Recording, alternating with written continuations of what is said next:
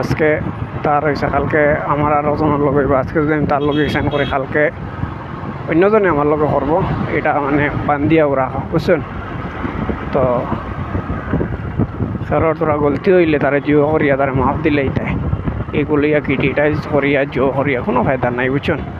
এটা বারটা খুব বাজে জিনিস, সেবে করবা না এটা।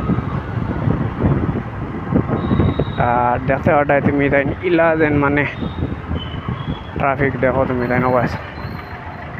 আর মেঘও যদি আই হয় তে মানুষ মারিলেই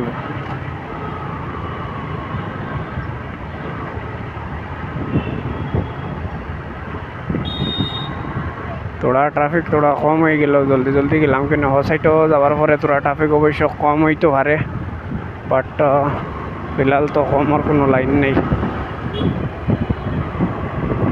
সবসময় আমি যে সাইডে দিই থাকি ও সাইডে